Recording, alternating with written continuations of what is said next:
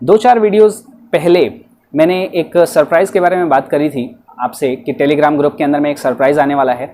वो सरप्राइज़ आ गया है, आप जाकर वहाँ पर चेक कर सकते हैं।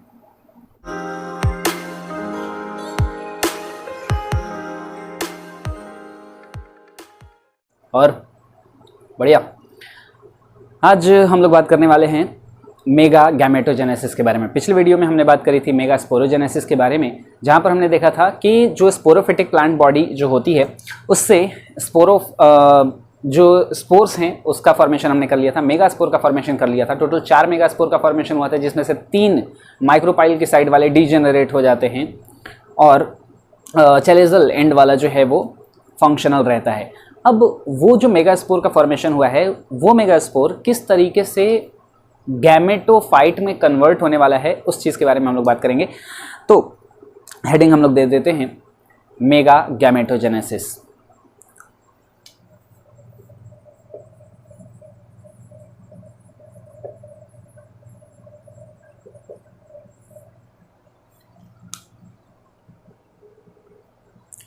अब अगर हम यहाँ देखें तो मेगा गैमेटोजेनेसिस स्टार्ट करने से पहले हमने यहाँ ये एक स्टेज हमने बना ली थी। इस तरीके से ये 3 डीजेनरेटेड जो मेगास्पोर थे, ये एक फंक्शनल मेगास्पोर है, इसे हम ऐसा कर लेते हैं यहाँ पर फंक्शनल मेगास्पोर लिख लेंगे। और इसके बाद ये जो तीनों हैं ये आप समझ जाएंगे कि ये डीजेनरेटेड हैं। डीजेनरेटेड किधर वाले हैं, तो ये माइक्रोपाइल की साइड वाले हैं। इधर का वो वाला जो पोर्शन है ये नीचे माइक्रोपाइलर एंड है और ये चैलेजल एंड है। तो यहाँ पर एक मेगास्पोर था, फंक्शनल मेगास्पोर। अब इस फंक्शनल मेगास्पोर के अंदर होता ये है कि चूँकि ये एक ही है, हम यहाँ से ऐसा शुरुआत कर लेते हैं कि इसके अंदर में एक न्यूक्लियस है। ठीक है, एक मेगास्पोर है तो एक न्यूक्लियस है, इस तरीके से सिंगल।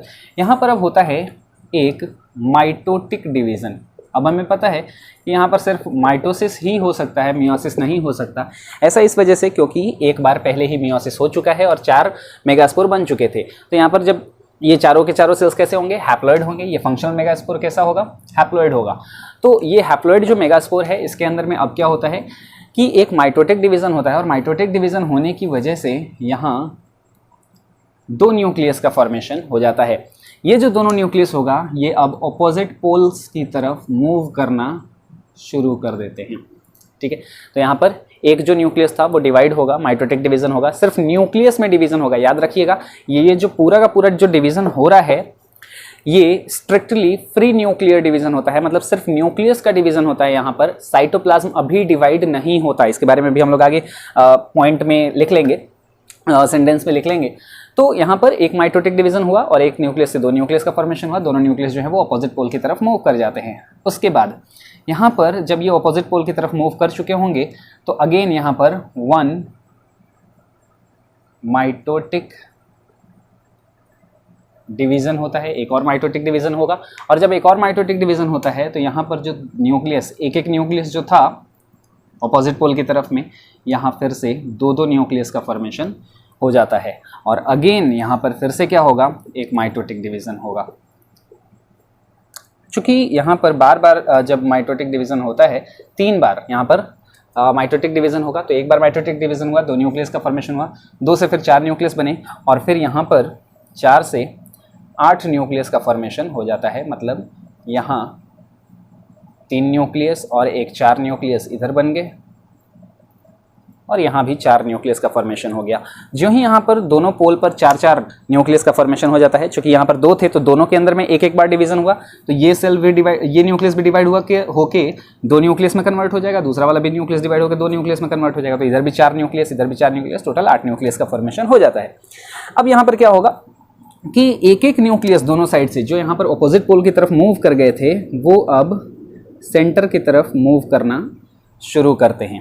और जब सेंटर की तरफ में ये मूव करके आते हैं तो होता यूँ है कि दोनों साइड में 3-3 न्यूक्लियस बन जाते हैं और सेंट्रल पोजीशन पे यहाँ पर 2 न्यूक्लियस का फॉर्मेशन हो जाता है।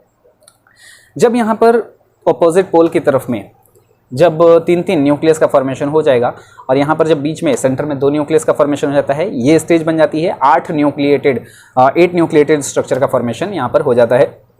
अब यहाँ पर होना शुरू होता है साइटोकाइनेसिस, और साइटोकाइनेसिस ये स्टेप को हम लोग आगे डिस्कस करेंगे अभी थोड़ी देर में। पहले आप इसे जल्दी से नोट डाउन कर लेंगे। चलिए अब हम बात करते हैं, यहाँ आप ध्यान देंगे, ये आपने लिख लिया होगा। अभी इसको समझने के लिए हम ऐसा कर लेते हैं कि इस वाले पोर्शन को सिर्फ अपन मिटा लेंगे, ठीक है। और बस यहाँ पर ये हो जाता है साइटोकाइनेसिस।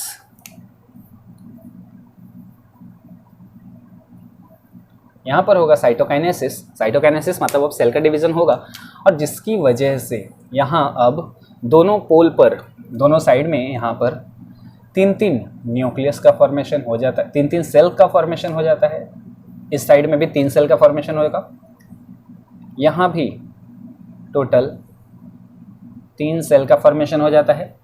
और बीच वाला जो सेल होता है ये यहाँ पे सिर्फ 2 न्यूक्लियस रह जाते हैं। ये सेंट्रल सेल था, तो इस तरीके से साइटोकाइनेसिस होने के बाद ये स्ट्रक्चर का फॉर्मेशन हो जाता है। और ये जो स्ट्रक्चर बना, इस स्ट्रक्चर के फॉर्मेशन होने के बाद क्या होगा कि ये कुछ इस तरीके का नज़र आना शुरू हो जाता है। हम आगे की बात कर लेते हैं। यहाँ पर ये जो स्ट्रक्चर है, दरअसल ये हमारा क्या अब बन गया है, कंप्लीट ओव्यूल का फॉर्मेशन हो गया है। ये एम्ब्रियो सैक का फॉर्मेशन हो गया है। इस स्ट्रक्चर को हम क्या नाम दे रहे हैं, एम्ब्रियो सैक, ठीक है। और इसको अगर हम लोग डिटेल में ओव्यूल के स्ट्रक्चर के अंदर अगर हम बनाकर देखें, जैसा मैंने आपको बताया था कि जब हम ओव्यूल के टाइप्स पढ़ रहे थे कि वहाँ पर कौन कौन सा स्ट्रक्चर है, तो मैंने आपसे कहा था कि आप ये जो अंदर के सेल्स हैं इसके अंदर में, वो सिर्फ आप बना लें फ़िलहाल के लिए, और आगे हम उस चीज़ को डिस्कस कर लेंगे। तो यहाँ पर हम क्या कर रहे हैं कि ओव्यूल के स्ट्रक्चर को हम बनाकर देख लेते हैं कि किस तरीके से चीज़ें अरेंज्ड होंगी। तो यहाँ पर ये रहा अपना, इस तरीके से आपको ओव्यूल का स्ट्रक्चर बनाना अब बहुत अच्छे से आ गया होगा। तो यूँ स्ट्रक्चर जो है अब नज़र आना शुरू हो जाता है। अब हम यहाँ पर क्या कर रहे हैं कि ये वाला पोर्शन जो है, ये पॉइंट ये है हाइलम, ये वाला स्ट्रक्चर जो है ये है फ्यूनिकल, ये साइड वाला पोर्शन है रैफे, ये आउटर इंटेगुमेंट, इनर इंटेगुमेंट, ये वाला पोर्शन न्यूसेलस, ये वाला पॉइंट माइक्रोपाइल, और ये वाला पॉइंट जो है ये है चेलेसा। हम अभी इसे लेवल नहीं करेंगे ऐसा इस वजह से क्योंकि अभी हमें और भी चीज़ें लेवल करनी है तो थोड़ी मुश्किल होगी। हाँ, यहाँ से आपने नहीं लिखा हुआ है तो इसके इधर की चीज़ें हम अभी लेवल कर लेते हैं। तो यहाँ पर कौन कौन से सेल्स हैं, तो यहाँ 3 सेल होंगे, ठीक है, इधर की साइड में। यहाँ भी 3 सेल होगा, 2 छोटे सेल्स होते हैं, एक ये जो सेल होता है ये सबसे बड़ा सेल होता है, ठीक है। और बीच में यहाँ 2 न्यूक्लियस होते हैं, ठीक है। अब यहाँ पर जो बिल्कुल इस एंड में, मतलब चैलेजल एंड की तरफ में, यहाँ जो 3 सेल नज़र आ रहे हैं, ये सेल्स कहे जाते हैं एंटीपोडल सेल्स। एंटीपोडल सेल्स या फिर एंटीपोडल्स, एंटीपोडल्स भी सिर्फ बोल दिया जाता है, या फिर APC एंटीपोडल सेल। इसको ऐसा करते हैं, हम ऊपर लिख लेते हैं एंटीपोडल सेल, ठीक है। तो ये नाम होता है, एंटीपोडल सेल कह सकते हैं, एंटीपोडल्स भी सिर्फ कह सकते हैं, या फिर APC शॉर्ट में हम ऐसा कह सकते हैं। जो बीच वाला जो पोर्शन है, यहाँ पर एक और सेल है। अगर आप ध्यान से देखेंगे 3 सेल इधर है, 3 सेल इधर है, और ये जो 2 न्यूक्लियस है ये सेंटर वाले सेल के अंदर में प्रेजेंट है। तो ये जो पार्ट है ये दरअसल सेंट्रल सेल है ना, ये सेंट्रल सेल होगा। इसके अंदर में जो 2 न्यूक्लियस आपको नजर आ रहा है, ये दोनों न्यूक्लियाई जो होते हैं ये पोलर न्यूक्लियाई कहे जाते हैं।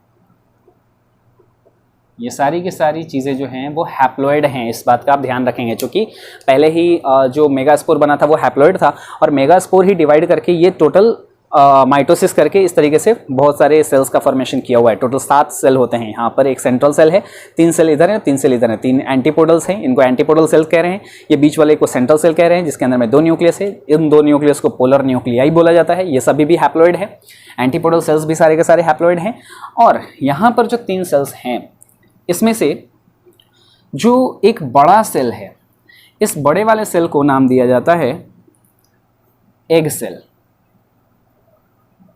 इसे हम नाम देते हैं एग सेल। ये भी होता है हैप्लॉइड, और ये एक्चुअली में फीमेल गैमेट है। ये एक्चुअली में क्या होता है, फीमेल गैमेट होता है। और उसके नीचे जो दो सेल्स नज़र आ रहे हैं, ये दोनों सेल्स जो हैं ये दरअसल क्या होंगे, इनको बोला जाता है सिनर्जिड्स। यहाँ पर जो नीचे वाले जो दो सेल्स होंगे इनको कहते हैं सिनर्जिड। तो सिनर्जिड ये दोनों, और उसके ऊपर में यहाँ पर मतलब 3 सेल होंगे। तो जो सबसे बड़ा वाला जो सेल होगा उसको हम लोग कह रहे हैं एग सेल। अब ये एग सेल और सिनर्जिड, इन तीनों को ही मिला के जो टर्म हम यूज़ करते हैं, इससे वर्ड को इसको एक टर्म दिया जाता है जिसे हम कहते हैं egg apparatus. Egg apparatus, egg apparatus यानी कि इसके अंदर में 3 सेल होते हैं। कौन कौन सा, 2 सिनर्जिड और एक एग सेल। आई होप बात आ गई होगी समझ में। तो यहाँ पर एक एग एपरेटस होगा, एग एपरेटस के अंदर में 2 सिनर्जिड होंगे, एक एग सेल होगा, ये तीनों ही हैप्लॉइड होंगे। बीच में एक सेंट्रल सेल होता है, सेंट्रल सेल के अंदर में 2 पोलर न्यूक्लियाई होते हैं, ये दोनों भी हैप्लॉइड होते हैं। और माइक्रोपाइलर एंड की तरफ में 3 एंटीपोडल सेल्स होते हैं, या फिर एपीसी बोलते हैं, एंटीपोडल्स कहते हैं। और इस तरीके से ये एम्ब्रियो सैक होता है, ठीक है। और ये जिसके अंदर में प्रेजेंट होंगे इसको हम लोग कह रहे हैं ओव्यूल। ये एम्ब्रियो सैक है। बात आ गई होगी समझ में। अब आप इसे जल्दी से नोट करेंगे, फिर हम आगे की चीज़ें जो है वो हम डिस्कस करेंगे।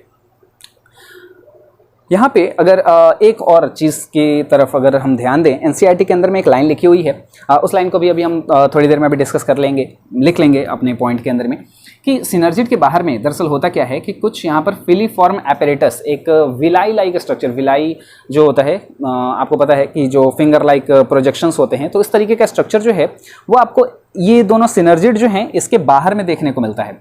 न्यूट्रिशन जो है इस एम्ब्रियो सैक को वो कहाँ से मिलता है, वो मिलता है इस न्यूसेलस वाले पोर्शन से, बाहर वाले पोर्शन से।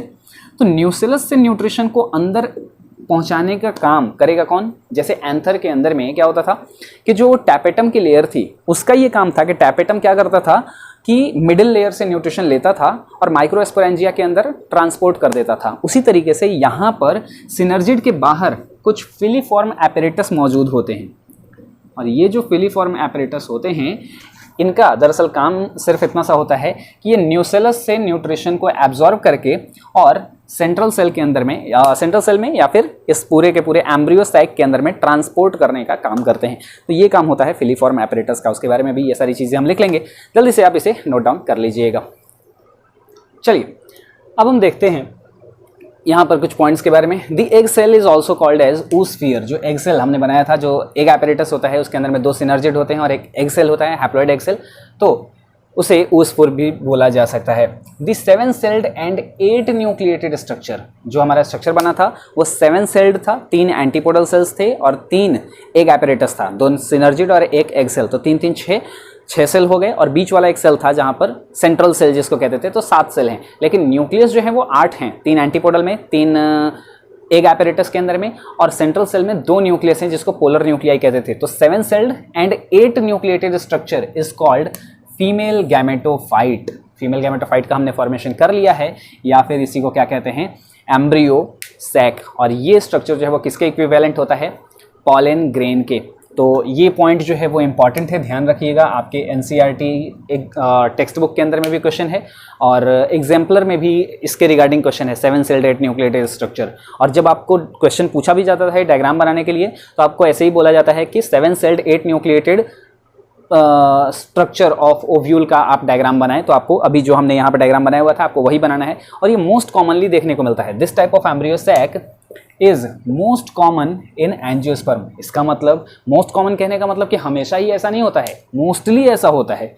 मतलब इसके अलावा भी अलग अलग तरीके के एम्ब्रियो सैक हो सकते हैं, ठीक है, चूँकि इनका डेवलपमेंट भी अलग अलग टाइप का होता है। मैंने आपसे बात करी थी कि जब हम मेगा स्पोरोजेनेसिस जब पढ़ रहे थे तो वहाँ पर हम देखते थे कि जब 4 मेगा स्पोर बनता था जिसमें से 3 डीजनरेट हो रहे थे, तो सिर्फ नीचे वाले ही क्यों हो रहे हैं, तो मोस्टली ऐसा होता है कि नीचे वाले 3 डीजनरेट होते हैं। तो इस वजह से मोस्टली इस तरीके का एम्ब्रियो सैक का फॉर्मेशन होता है। तो यहाँ पर डेवलपमेंट अलग अलग टाइप का होगा। तो ये 7 सेल्ड 8 न्यूक्लिएटेड स्ट्रक्चर हमेशा बने ऐसा कोई भी ज़रूरी नहीं है, लेकिन अपने को वो सब सारी बातें याद नहीं रखनी है। अपने को तो सिलेबस के अंदर में यही है और यही अपने को पढ़ना भी है, ठीक है। तो क्वेश्चन भी आपसे इसी के रिगार्डिंग आएंगे, तो ज़्यादा अपने को दिमाग लगाने की जरूरत नहीं है। This type of embryo sac is most common in angiosperm और as well as capsella, capsella के अंदर में भी क्या होगा, इसी टाइप का हमको देखने को मिलेगा। This type of embryo sac develops from single megaspore, है ना, ये जो एम्ब्रियो सैक था जिसमें से 3 तो डीजनरेट हो गए थे, तो एक ही मेगास्पोर से डेवलप हुए थे सारे के सारे। So it is also known as monosporic embryo sac, इसी वजह से इसको मोनोस्पोरिक एम्ब्रियो सैक भी बोला जाता है।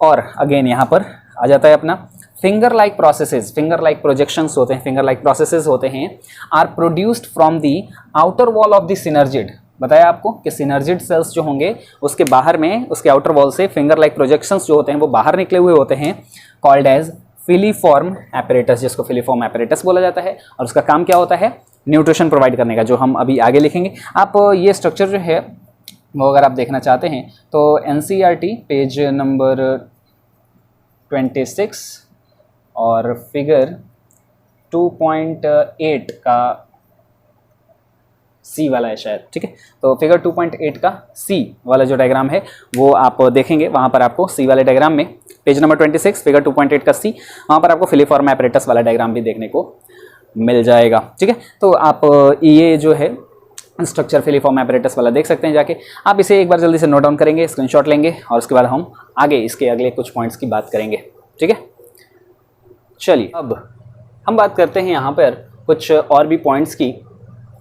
With the help of this structure, जैसे मैंने अभी आपको बताया कि जो सिनर्जिड होंगे वो क्या करेंगे कि सिनर्जिड के बाहर में फिलीफॉर्म एपरेटस जो हैं वो प्रेजेंट होते हैं और उसी की हेल्प से जो सिनर्जिड होंगे वो न्यूट्रिशन को एब्जॉर्ब करते हैं। तो वही बात यहाँ पर आती है, with the help of this structure synergids absorb food from the nucellus, जो कि न्यूसेलस से फूड एब्जॉर्ब करेंगे। Synergids absorb food from the nucellus and transfer to the embryo sac, और फिर एम्ब्रियो सैक को ट्रांसफ़र कर देते हैं। It also secrete some chemicals, ये कुछ केमिकल्स भी सीक्रेट करते हैं which attracts the pollen tube towards micropyle, जो कि पॉलन ट्यूब जब स्टिग्मा के अंदर में से होल करते हुए, स्टिग्मा के थ्रू होते हुए, और वो जो पॉलन ट्यूब जो है वो स्टाइल से होते हुए जब ओवरी में पहुंचता है और ओवरी से उसको ओव्यूल में एंटर करना होता है, तो वहाँ पर भी उसको अट्रैक्ट करने के लिए, कि पॉलन ट्यूब को कैसे पता है कि उसको एक सेल तक ही पहुंचना है, वो स्टिग्मा के अंदर में पेनिट्रेट करके कहीं भी जा सकता था, तो उसको भी अट्रैक्ट करने के लिए यहाँ पर ये केमिकल भी कुछ रिलीज करते हैं, ठीक है। जो फिलीफॉर्म एपरेटस होंगे वो भी कुछ केमिकल रिलीज करेंगे जिसकी वजह से माइक्रोपाइल की तरफ में अपने आप पॉलन ट्यूब जो है वो अट्रैक्ट होता हुआ चला आता है। इन सभी चीज़ों के बारे में हम बात आगे भी करेंगे पॉलन पिस्टिल इंटरैक्शन वाले वीडियो के अंदर में। तो इसके बाद वाली वीडियो में हम पॉलिनेशन पढ़ेंगे, 2 या 3 वीडियोस के अंदर में वो खत्म हो जाएगा अपना पॉलिनेशन। और उसके बाद पॉलिनेशन की जस्ट जो बाद वाली वीडियो होगी, पॉलन पिस्टिल इंटरैक्शन वाली वीडियो, उसके अंदर में हम इस सभी चीज़ों के बारे में बात करेंगे। मोस्ट प्रोबेबली पार्ट 15 होगा वो, तो पार्ट 15 के अंदर में ये इस बातों का जिक्र आएगा, इन बातों का जिक्र आएगा। चलिए अगला पॉइंट आता है यहाँ पर, ये अब कुछ अलग से पॉइंट्स यहाँ पर मेंशन मैंने कर रखे हैं। Just before the process of fertilization the polar nuclei fuse to form secondary nucleus which is diploid in nature. तो ये भी आगे की कहानी है, इन सभी चीज़ों के बारे में भी हम बाद में डिस्कस करेंगे। अभी हमने फिलहाल स्ट्रक्चर पढ़ा है एम्ब्रियो सैक का, लेकिन यहाँ पर इसी के रिगार्डिंग, इसी से रिलेटेड कुछ पॉइंट्स थे, इस वजह से मैंने यहाँ पर इंक्लूड कर दिया है। Just before the process of fertilization, fertilization होने के जस्ट पहले क्या होता है कि पोलर न्यूक्लियाई जो हैं, जो 2 पोलर न्यूक्लियाई थे, दोनों हैप्लॉइड पोलर न्यूक्लियाई, वो दोनों फ्यूज हो जाते हैं। और फ्यूज जब हो जाते हैं तो एक ही न्यूक्लियस बना देते हैं। तो चूंकि दोनों पोलर न्यूक्लियाई कैसे थे, हैप्लॉइड थे। अब जब दोनों वो फ्यूज होंगे तो एक डिप्लॉयड न्यूक्लियस का फॉर्मेशन करते हैं, और उस डिप्लॉयड न्यूक्लियस को बोला जाता है सेकेंडरी न्यूक्लियस। तो वो सेकेंडरी न्यूक्लियस का फॉर्मेशन यहाँ पर कर देते हैं। फिर बाद में उसका क्या सिग्निफिकेंस होता है, वो एंडोस्पर्म में कन्वर्ट होता है, कैसे होता है, तो फर्टिलाइजेशन के बाद की कहानी है, वो सब हम आगे के पार्ट्स में कवर कर लेंगे। तो यहाँ पर बातें आती है, just before the process of fertilization the polar nuclei fuse to form secondary nucleus. किस चीज़ का फॉर्मेशन करेंगे, वो जो दोनों फ्यूज हो जाते हैं तो उस वर्ड को फिर हम लोग, उस न्यूक्लियस को फिर हम लोग सेकेंडरी न्यूक्लियस कहने लग जाते हैं, which is diploid in nature. तो ऑब्वियस सी बात है, दोनों हैप्लॉइड थे, दोनों फ्यूज हो गए, तो अब क्या बन जाएंगे, डिप्लॉयड बन जाएंगे। माइटोटिक डिविजन्स, यहाँ पर मैंने आपको बताया कि इनिशियली जब माइटोटिक डिवीजन होता है, जब उसके अंदर में जब ये मेगा गैमेटोजेनेसिस जब हम देख रहे थे, तो उस दौरान वो प्री न्यूक्लियर होता है बिल्कुल, मतलब वहाँ पर साइटोकाइनेसिस नहीं होता, सिर्फ न्यूक्लियस का डिवीजन होता जाता है। और जब दोनों पोल पर 4-4 न्यूक्लियस बन जाते हैं, उसके बाद साइटोकाइनेसिस वहाँ पर होती है, और जिसके बाद इमीडिएटली 7 अलग अलग सेल्स का फॉर्मेशन होता है। तो यही बातें यहाँ पर मेंशन की हुई है कि mitotic divisions during megagametogenesis are strictly free nuclear. कैसे होंगे ये, स्ट्रिक्टली फ्री न्यूक्लियर होंगे, मतलब फ्री न्यूक्लियर ही होंगे। ऐसा कोई सा भी प्लांट के अंदर में ऐसा नहीं है कि वहाँ पर साइटोकाइनेसिस होता चलेगा, ये फ्री न्यूक्लियर होते हैं। That is nuclear divisions are not followed immediately. Nuclear division जो होगा वो इमीडिएटली फॉलो नहीं किया जाता है बाय सेल वॉल फॉर्मेशन। मतलब ऐसा नहीं है कि न्यूक्लियस का डिवीजन हो रहा है फिर तुरंत दो अलग अलग सेल भी हो गए, फिर न्यूक्लियस डिवाइड हुआ फिर दो अलग अलग सेल हो गए, नहीं, वहाँ पर सिर्फ न्यूक्लियस का डिवीजन होता जाता है। अभी सेल नहीं बन रहे होते, बहुत सारे न्यूक्लियस बन जाते हैं, 8 न्यूक्लियस बन जाते हैं, उसके बाद फिर लास्ट में आगे चल के सेल वॉल का फॉर्मेशन जो है वो किया जाता है। ठीक है, यहाँ पर हम लोग बात कर लेते हैं कुछ एनसीईआरटी में करेक्शंस की। सबसे पहले हम आ जाते हैं पेज नंबर 25 पर, और पेज नंबर 25 पर यहाँ पर आप अगर देखें तो नीचे नीचे में एक टॉपिक दे रखा है, नीचे से जो तीसरी लाइन है वहाँ पर लिख रखा है मेगास्पोरोजेनेसिस। मेगास्पोरोजेनेसिस जो टॉपिक है उसके जस्ट ऊपर वाला जो पैराग्राफ है वो आपको पढ़ना है। ऊपर वाले पैराग्राफ को हम लोग एक बार पढ़ के देखते हैं। Enclosed within the integuments is a mass of cells called nucellus। बहुत सही बात है कि जो इंटेगुमेंट के अंदर में एक मास ऑफ सेल्स जो प्रेजेंट होते हैं उसको हम लोग न्यूसेलस कहते हैं। Cells of the nucellus have abundant reserve food material, जिसके अंदर में बहुत सारा रिजर्व फूड मटेरियल होता है। Located in the nucellus is the embryo sac, और उस न्यूसेलस के अंदर में एम्ब्रियोसैक लोकेटेड होगा, और फीमेल गैमेटोफाइट या फिर इसको फीमेल गैमेटोफाइट कहेंगे। अब यहाँ पर आती है लाइन इंपॉर्टेंट जो कहती है ये, an ovule generally has a single embryo sac. एक ओव्यूल के अंदर में जनरली एक ही एम्ब्रियोसैक होता है, formed from a megaspore. Formed from a megaspore, एक जो कि मेगास्पोर से डेवलप हुआ होता है। ठीक है, तो एक मेगास्पोरोजेनेसिस, अभी हमने देखा कि मेगास्पोर जो है वो डेवलप होकर किस तरीके से एम्ब्रियोसैक में कन्वर्ट हो रहा है। अब ये तो सेंटेंस है नई वाली एनसीईआरटी में। पुरानी वाली एनसीईआरटी अगर कुछ बच्चों के पास होगी तो वहाँ पर उनके एनसीईआरटी में दे रखा है, इसी सेंटेंस के अंदर में क्या लिख रखा है, an ovule generally has a single embryo sac formed from a megaspore through reduction division. ये कंप्लीट सेंटेंस पुरानी एनसीईआरटी में लिखा हुआ है। अब देखिए आपको करना क्या है। अब अगर सेंटेंस को अगर आप समझें, जैसे लिखा हुआ है कि जो सिंगल एम्ब्रियोसैक बनता है form from a megaspore through reduction division. अब रिडक्शन डिवीजन कहने का मतलब क्या, मियोसिस। तो क्या मेगास्पोर में मियोसिस होता है और तब जाकर एम्ब्रियोसैक बनता है? नहीं, मेगास्पोर जो एक फंक्शनल मेगास्पोर था उसमें माइटोसिस हो रहा था और तब वो जाकर एम्ब्रियोसैक में कन्वर्ट हो रहा था। हाँ, अगर ऐसा बोला जाता कि स्पोर मदर सेल में मियोसिस होकर एम्ब्रियोसैक बनता है, मतलब कंप्लीट मेगास्पोरोजेनेसिस और मेगागैमेटोजेनेसिस को अगर हम एक साथ कंक्लूड कर दें तो हम ये कह सकते हैं कि स्पोर मदर सेल से एम्ब्रियोसैक बनता है थ्रू रिडक्शन डिवीजन। लेकिन स्पेशली अगर हम मेगास्पोर की बात कर रहे हैं कि एक बार तो वो स्पोर मदर सेल से मेगास्पोर बन गया और फिर मेगास्पोर में मियोसिस नहीं होता, तो यहाँ पर सेंटेंस में पहले एनसीईआरटी में क्या लिखा हुआ था कि an ovule generally has a single embryo sac formed from a megaspore through reduction division. तो यहाँ पर नई वाले एनसीईआरटी में सुधार कर दिया गया है, थ्रू रिडक्शन डिवीजन काट दिया गया है, हटा दिया गया है। और जिन किसी बच्चों के पास अभी भी पुरानी एनसीईआरटी है तो मेगास्पोर के बाद ये जो 3 वर्ड्स लिखे हुए हैं थ्रू रिडक्शन डिवीजन, आप उसको काट दीजिएगा, वो सही नहीं है। ठीक है, रिडक्शन डिवीजन का मतलब होता है क्या, बोलो, मियोसिस। ठीक है, ओके, चलिए आ जाते हैं पेज नंबर 26 पे। पेज नंबर 26 पे जो डायग्राम बना हुआ है 2.8 का बी, फिगर 2.8 का बी, यहाँ पर बी वाले डायग्राम के अंदर में देखिए आपको क्लियरली मेगास्पोरोजेनेसिस जो है, सॉरी मेगागैमेटोजेनेसिस जो है वहाँ पर नजर आएगा कि शुरू के अंदर में 2 जो फंक्शनल मेगास्पोर था वो मेगास्पोर में से 2 न्यूक्लियस जो थे वो अपोजिट पोल की तरफ चले गए, फिर माइटोसिस हुआ, फिर दोनों पोल पे 2-2 न्यूक्लियस बन गया, फिर माइटोसिस हुआ और दोनों पोल पे 4-4 न्यूक्लियस बन गए। अब अगले डायग्राम के अंदर में दिखा रखा है, ऊपर में दिखा रखा है अब सिनर्जिड्स, 2 सिनर्जिड्स और एक एग, नीचे दिखा रखा है 3 एंटीपोडल सेल्स। सही है ना, उल्टा है। हमने तो जो अभी डायग्राम बनाया उसमें हमने देखा कि ऊपर में 3 एंटीपोडल सेल्स हैं, नीचे 2 सिनर्जिड है और एक एग सेल है, जबकि यहाँ डायग्राम में दिखा रखा है कि ऊपर में 2 सिनर्जिड हैं और एक एग सेल है, नीचे में 3 एंटीपोडल्स हैं। क्या ये सही है? क्या ये गलत है? अब आपको चीज़ें समझ में आ रही होंगी, ये गलत नहीं है, क्योंकि जो ओव्यूल है उस ओव्यूल में जो ओव्यूल का टाइप जो है वो किस तरह का है उसके बेसिस पर ये डिपेंड करता है कि जो एम्ब्रियोसैक है उसका ओरिएंटेशन किस तरीके से होगा। एम्ब्रियोसैक का ओरिएंटेशन वो सीधा भी हो सकता है, उल्टा भी हो सकता है, कैसा भी हो सकता है ना।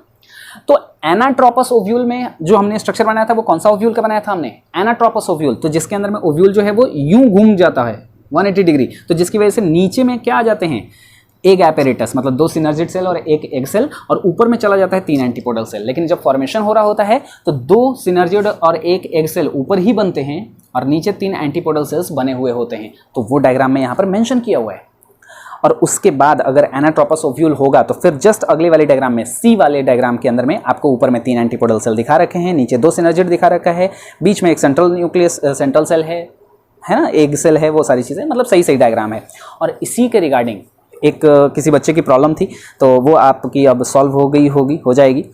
पेज नंबर 27 यहाँ पर एक लाइन लिखी हुई है, पेज नंबर 27 के फर्स्ट पैराग्राफ की लास्ट लाइन।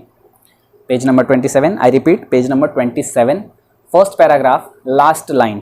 क्या लिखा हुआ है, तो यहाँ पर ये जो सेंटेंस जो शुरू होता है वो नीचे से तीसरी लाइन से शुरू हो रहा है। 6 ऑफ द 8 न्यूक्लियाई, जो 8 न्यूक्लियस होंगे उसमें से 6 न्यूक्लियस जो होंगे are surrounded by cell walls and organized into cells. वो सेल वॉल से घिर जाते हैं और सेल में बदल जाते हैं। द रिमेनिंग 2 न्यूक्लियाई, और जो 2 न्यूक्लियस बच जाता है, कॉल्ड पोलर न्यूक्लियाई, जिसको पोलर न्यूक्लियाई कह रहे हैं, are situated below the egg apparatus in large central cell. Large central cell में वो प्रेजेंट होगा below egg apparatus, egg apparatus के बिलो। हमने जो अभी डायग्राम बनाया उसमें एग एपेरेटस कहाँ था, नीचे, और पोलर न्यूक्लियाई कहाँ था, एग एपेरेटस के ऊपर। तो क्या एग एपेरेटस के हम बिलो कहेंगे कि ऊपर कहेंगे, अबव कहेंगे? अबव कहना चाहिए था, यहाँ पर बिलो लिख रखा है। यहाँ पर अगर आपको डायग्राम में नज़र आ रहा हो, यहाँ पर सेंटेंस में अगर आपको नज़र आ रहा हो तो यहाँ पर बिलो लिख रखा है। क्या ये गलत है? नहीं, ये गलत नहीं है। अभी चूँकि मैंने आपको जस्ट बताया कि वो अबव भी हो सकता है, बिलो भी हो सकता है, बिसाइड भी हो सकता है ना। हेमीट्रोपस अगर ओव्यूल होता तो इधर हो जाता क्या अपना, मतलब जिधर अपना चलेजा होगा तो चलेजा की साइड में एंटीपोडल सेल्स हो जाते, तो इधर एंटीपोडल हो जाता, इधर हो जाता अपना एग एपेरेटस, और बीच में हो जाता पोलर न्यूक्लियाई, तो उसके बिसाइड भी लिखा जा सकता था। जब ये और घूम के 180 डिग्री हो गया तो एग एपेरेटस नीचे चला गया, और भी एग एपेरेटस जब नीचे हो गया तो उसके ऊपर पोलर न्यूक्लियाई हो गया। अगर एट्रोपस ओव्यूल होता, बिल्कुल यूं अगर प्रेजेंट होता, तो यहाँ पर होता बीच में 2 पोलर न्यूक्लियाई, नीचे होते एंटीपोडल और ऊपर होता एग एपेरेटस, तो एग एपेरेटस के बिलो हो गया। तो यहाँ पर अगर बिलो की जगह अबव भी लिखा होता तो भी सही होता, बिसाइड लिखा होता, कुछ भी होता तो सही होता। ये डिपेंड करता है कि ओव्यूल का ओरिएंटेशन किस टाइप का है। बात आ रही है समझ में? अगर आप ध्यान से एनसीईआरटी पढ़ रहे हैं तो ये सारे पॉइंट आउट आप कर सकते हैं। बाकी अगर नहीं करोगे तो आपका भाई इधर खड़ा है, ठीक है, सब कुछ बताने के लिए। चलिए, ये सारे कुछ जो हैं वो एनसीईआरटी के अंदर में कुछ करेक्शंस थे, या जो कुछ भी आप समझते हैं। ये था आज का वीडियो। आई होप आपको समझ में आया होगा। अगली वीडियो के अंदर में हम लोग बात करेंगे टॉपिक पॉलिनेशन के बारे में। ये जो पॉइंट आपके लिखा हुआ है वो आपको एनसीईआरटी पेज नंबर 27 पे मिल जाएगा। पेज नंबर 27 की 6th लाइन जो है वो यहाँ पर इस पॉइंट के बारे में मेंशन किया हुआ है, आप वहाँ पर जाकर पढ़ सकते हैं। अगली वीडियो के अंदर में हम लोग पॉलिनेशन का जिक्र करेंगे। तब तक के लिए लाइक कर देना, शेयर कर देना, सब्सक्राइब कर लेना चैनल को, और बस कुछ अगर क्वेश्चन होगा तो कमेंट्स के अंदर में पूछ लीजिएगा। Thank you.